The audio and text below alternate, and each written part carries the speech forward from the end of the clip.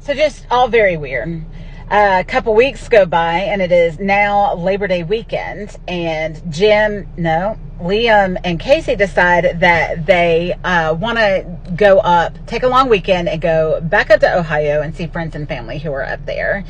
And so they decide they're going to take David out of school for a day or two so that they can go and do this.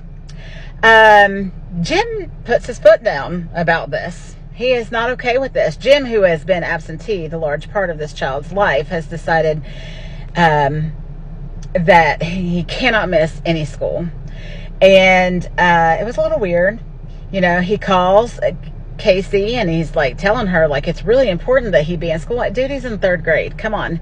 Like, he can miss a day of school, especially to go visit friends and family that he hasn't seen in a year, you know. And Jim is not okay with that. And then suddenly in the background of this phone conversation, Maggie starts piping up like, you are not going to just take him and run again. You're not going out of state without letting us know what's going on. This has never happened. This is not something that Casey ever did. And so she's like, I don't know what story you've been told, but I've never run away with my child before. And things get heated to the point where Liam says, you know what? Now you know, we're going to Ohio. We're taking this vacation. We'll see you when we get back. So they come back to find out that most definitely Jim has retained representation and is going for full custody. Just real big right out of the gate. And in the meantime, they are going to be asking for status quo custody.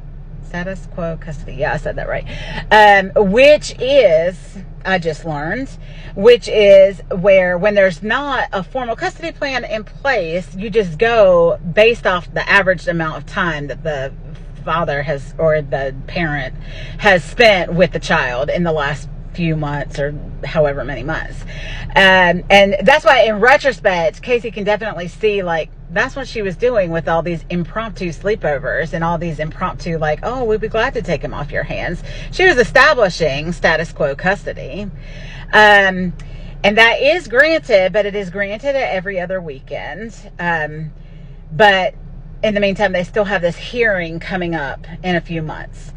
And this is where the tone of their entire relationship changes.